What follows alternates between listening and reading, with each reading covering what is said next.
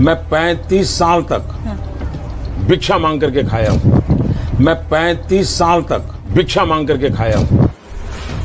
अब ये मत पूछिएगा कि साहब जब 35 साल तक भीख मांगते रहे तो क्या अक्खा इंडिया में एक भी ऐसा बंदा नहीं मिला जो नरेंद्र मोदी, माफ कीजिएगा बाबा नरेंद्र नाथ मोदी जी महाराज से एक बार भी पूछ सके कि गुरु तुम तो इतने हट्टे कट्टे हो फिर भी भीख मांगते शर्म नहीं आती। तो भाई लोग ये तो साहेब का ही जलवा है कि साहेब ने बचपन में चाय बेची मगर किसी ने नहीं देखा। साहेब ने स्कूल में पढ़ाई की मगर कोई क्लासमेट, कोई बैचमेट और कोई स्कूल फ्रेंड सामने नहीं आया। साहेब ने कॉलेज में पढ़ाई की मगर कोई टीचर सामने नहीं आया जो बात कर सके कि उसने साहेब को पढ़ाया है। सोचिए 1992 में साहेब 42 साल की उम्र में आडवाणी के रथ पर दिखे थे। तब आडवाणी जी सांसद थे।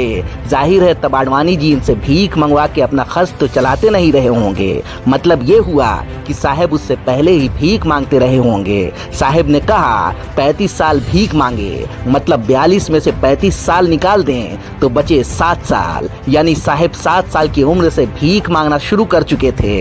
इस निष्कर्ष के बाद कई अहम सवाल उठते हैं।